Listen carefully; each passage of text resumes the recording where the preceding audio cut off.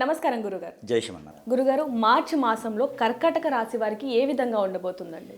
ఈ కర్కాటక రాశి వారిని చూసినట్టయితే కనుక ఏదైతే స్వస్థానంలో ఉన్నటువంటి కుజుడు ఎవరైతే ఉన్నారో వీరికి వెనకంజులో ఉండడం వల్ల 12వ స్థానంలో కుజుడు ఉన్నాడు. అలానే ఇప్పుడు నడిచినటువంటి గ్రహస్థితి ప్రకారంగా అయితే 12వ స్థానంలో కుజుడు ఉండడం వల్ల ఎవరైతే పెళ్ళిళ్ళు చేసుకోవాలనుకుంటారో వీరు పెళ్ళిళ్ళు చేసుకోకపోవడం మంచిది ఈ మాసంలో. ఎందుకంటే కనుక ఈ మాసంలో పెళ్ళిళ్ళు చేసుకున్నట్లయితే కనుక అవి పెద్దగా రాణించేలాగైతే కనిపించట్లేదు. కాబట్టి ఎందుకంటే 12వ స్థానంలో కుజుడున్నాడు కాబట్టి ఖచ్చితంగా తీసుకున్నటువంటి ఆలోచన పెళ్లి ప్రకారంగా ఏదైతే తీసుకుంటారో వాటిలో మోసపోయే తత్వం ఎక్కువ కనిపిస్తూ ఉంది కర్కాటక రాశి వారికి. కర్కాటక రాశిలో పుట్టినటువంటి స్త్రీ పురుషులు ఎవరైనా సరే ఈ మాసం మొత్తం కూడా పెళ్లి చేసుకోకపోవడం, ఆ పెళ్లికి సంబంధించినటువంటి క్రయ ప్రక్రియలు ఏదైతే ఉన్నాయో అవి కూడా చేసుకోకపోవడం మరీ మంచిది. ఎందుకంటే ఈ కర్కాటక రాశి వారి పెళ్లి సంబంధం కుదిరినా కూడా ఇబ్బందిగానే ఉంది. ఎందుకంటే 12వ స్థానంలో కుజుడు ఉన్నాడు. మనం తీసుకునే ఆలోచన, మనం చూసేటువంటి చూపు రెండు కరెక్ట్గా ఉండవు. ఎందుకంటే కాక పెళ్ళి అవుతుంది, లేదా ఇప్పుడు చాలా ఏజ్ అయిపోయింది, ఈ అమ్మాయి మిస్ అయితే మళ్ళీ దొరకదేమో, లేదా ఈ అబ్బాయి మిస్ అయితే మళ్ళీ రారేమో అనుకొని కుదిరించుకుంటారు పెళ్ళిళ్ళు. అవి కూడా మోసపోతారు. అక్కడ అబద్ధాలు వినడం కానీ మోసపోవడం కానీ డెసిషన్ అనేది స్పీడ్గా ఉంటుంది. అందుకని పెళ్లి సంబంధాలకి ఈ మాసం మొత్తం కూడా వదిలేయడం మంచిది. ఏప్రిల్ 5వ తారీఖు తర్వాత ఇలాంటి ఏమైనా పెళ్ళికి సంబంధించినవి ఉంటే ప్రయత్నం చేస్తే మరీ మంచిది. అలానే ఎప్పటి నుంచో లవ్ చేస్తున్న వాళ్ళు కూడా మోసపోయేది ఎక్కువగా కనిపిస్తుంది ఈ మాసంలో కర్కాటక రాశి వారికి. కావున వారు కూడా కొంత జాగ్రత్తగా ఉండడం మంచిది. అంటే నమ్మించి ఇప్పటివరకు మోసం చేయకుండా నమ్మించి ఇప్పటివరకు రన్నింగ్ చేస్తూ ఉంటారు. ఇద్దరు కూడా అన్యోన్యంగా ఉండేసి ఇక లైఫ్లో ఎప్పుడైతే చేసుకుంటే ఈ అబ్బాయినే చేసుకోవాలి, చేసుకుంటే ఎప్పుడైనా ఈ అమ్మాయినే చేసుకోవాలి అనేటువంటి కర్కాటక రాశి పుట్టినటువంటి ఎవరైతే ఉన్నారో వారికి కూడా మోసపోయే తత్వం కనిపిస్తూ ఉంది. ఎదుటి వాళ్ళు మోసం చేసే గుణం ఉన్నది. అది ఈ మాసంలో కనిపిస్తుంది. అది ఒకందుకు మంచి అనుకోవాలి.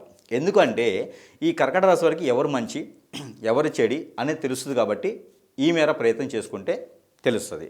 అంటే ఇప్పటివరకు గుడ్డిగా నమ్మడం అంటారు కదా, ఆ గుడ్డిగా నమ్మి ఈ మాసంలో, ఈ మార్చి మాసంలో 2020 సంవత్సరంలో ఒక గొప్ప అదృష్టం అనుకోవచ్చు. అంటే పలానా వ్యక్తి ఇలాంటి వాడా, పలానా వ్యక్తి ఇలాంటి అమ్మాయా అని తెలుసుకుంటే ఆ టైంలో మాత్రమే బాధపడతాం. ఎవరు ఎలాంటి వాళ్ళని తెలుసుకుంటాం, జీవితంలో ముందుకు వెళ్ళగలుగుతాం. అందులో ముఖ్యంగా లవర్స్ ఎవరు ఎలాంటి వాళ్ళు అని తెలుసుకునే దానికి ముఖ్యంగా లవర్స్ మాత్రమే అలా తెలుసుకోగలుగుతారు. వేరే విషయాలు అయితే ఏం లేదు. అలానే వీరికి వ్యాపార నిమిత్తంగా అయితే కూడా ఈ కర్కాటక రాశి వారికి అత్యుత్తమమైన వ్యాపార నియమాలు, అత్యుత్తమ వ్యాపార అభివృద్ధి కూడా బాగుంటుంది. ఎప్పుడో మొదలుపెట్టిన వ్యాపారాలు అన్నీ బాగుంటాయి.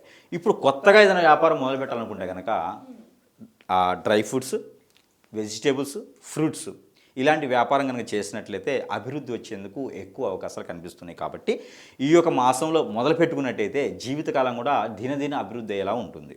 మార్కెటింగ్ రంగాల్లో కూడా చాలా రాణిస్తారు. అలానే కంపెనీస్లో అయితే కొంతమేర వెసులుబాటు కనిపిస్తూ ఉంది ఏ జాబ్కైనా సరే. వీరు ఏదైనా జాబ్ ప్రయత్నాలు కానీ వేరే జాబ్ మారాలనుకుంటే కూడా ఈ మాసం 14వ తారీఖు తర్వాత మారితే చాలా బాగుంటుంది. ఆలోచన వీరంగా చేసుకుంటే కూడా కర్కాటక రాశి వారికి చాలా అనుకూలంగా ఉంటుంది. కానీ తీసుకునేటువంటి డెసిషన్ ఆలోచన ఏదైతే ఉందో ఆలోచించి ఎదుటి వాళ్ళు ఏంటి అని ఆలోచించి మాట్లాడాలి, అలానే తీసుకోవాలి. ఒక రకంగా చెప్పాలంటే మౌనవ్రతం పాటించడం చాలా మంచిది కర్కాటక రాశి వారు ఈ మాసంలో. ఆలోచించడం లేకుండా మనం అనేటువంటి మాట ఎదుటి వాళ్ళకి ఇబ్బంది కలిగిస్తుంది. ఒక్కోసారి కర్కాటక రాశి వారు మంచి చెప్పినా ఎదుటి వాళ్ళకి ఇబ్బంది అనిపిస్తుంది. ఎందుకంటే 12వ స్థానంలో కుజుడు ఉన్నాడు కదా, దానికోసం. అందుకని ఈ మాసం మొత్తం కూడా కొంత జాగ్రత్తగా ఉంటే మరీ మంచిది ఎదుటి ఉన్న వ్యక్తులతో. అయితే గురుగారు, ముఖ్యంగా కోర్టు వ్యవహారాలు ఏవైతే ఉంటాయో అవి ఈ రాశి వారికి ఏ విధంగా ఉండబోతుందంటారు? కోర్టు వ్యవహారాలు అయితే చుక్కెదురని చెప్పొచ్చు. ఎందుకంటే కోర్టు వ్యవహారాలు ఏదైనా విడాకులకు సంబంధించినటువంటి వ్యవహారాలు ఉంటే అవి అయితే చుక్కెదురని చెప్పొచ్చు. ఏదైనా ఫైనాన్స్ సంబంధించి కానీ సివిల్కి సంబంధించిన కానీ ఉంటే కనుక అవి అయితే కొంతమేర మీకు ముందడుగు పడుతుంది అనుకోవచ్చు. కొత్తగా ఏదైనా ప్రయత్నం చేస్తే మాత్రం కోర్టులో ఈ మాసంలో కనుక మీరు కోర్టులోకి వెళ్ళి ఇరుక్కుంటే మాత్రం బయటపడటం అనేది కొంచెం కష్టంగా అనిపిస్తుంది. కాబట్టి కోర్టు వ్యవహారాల్లో కొంతమేర ఏదైతే ఉందో జాగ్రత్త వహించడం మంచిది.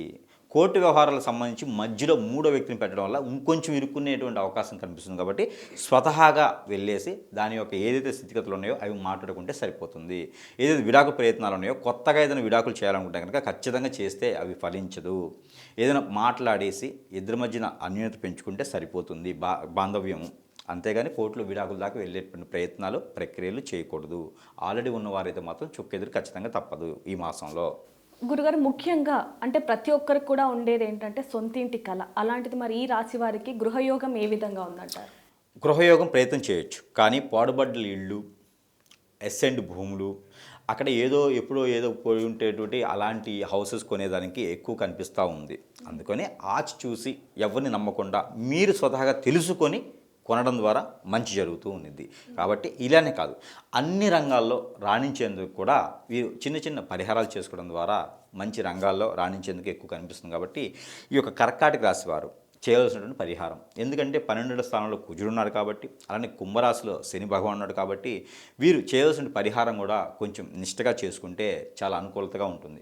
వీరికి తెలిస్తే కనుక వారంలో ఒక రోజైనా సరే ఒక 4 నుంచి 10 మందికి భోజనాలు పెడితే చాలా మంచిది. అన్నదానం చాలా అద్భుతమైనటువంటి ప్రతిఫలాన్ని ఇస్తుంది కాబట్టి అన్నదానం చేస్తే మరీ మంచిది. కానీ ఇది ఎలా చేయాలి? మనం అప్పు చేసి అన్నదానం చేయకూడదు. మన స్వతహాగా సంపాదించుకోవాలి. మీరు రూపాయి సంపాదిస్తారా, ఆ రూపాయికి సంబంధించింది దానం చేయండి. 10 రూపాయలు సంపాదిస్తే దానికి సంబంధించి దానం చేయండి. దానం అనేది ఎప్పుడు కూడా మనం కష్టపడి సంపాదించిన సొమ్ముతోనే దానం చేయాలి. అలాంటి చేసిన దానమే ప్రతిఫలం ఇస్తుంది. అలానే వీరు అన్నదానం చేస్తే చాలా మంచి ప్రతిఫలం వస్తుంది. అలానే వీరికి చున్నము, గంధము, అలానే ఒక్కలు అంటే పోకలు ఉంటాయి కదా, ఈ పోకలు, ఈ 3 కూడా కలిపేసి మిశ్రమం చేసేసి శివాలయంలో అభిషేకం చేసిన లేదా సుబ్రహ్మణ్య స్వామి వారికి అభిషేకం చేసిన, ఈ 2 మీకు సమీప దూరంలో లేకపోతే నవగ్రహాలకు అభిషేకం చేస్తే కూడా ప్రతిఫలం కనిపిస్తుంది. ఇది వీరు ప్రతిరోజు చేసినా మంచిది. లేదా వారంలో ఒక రోజు అయితే మంగళవారం, సోమవారం చేసుకుంటే మరీ మంచిది. ఉదయం చేయొచ్చు, సాయం సంధ్య వెళ్ళని చేయొచ్చు.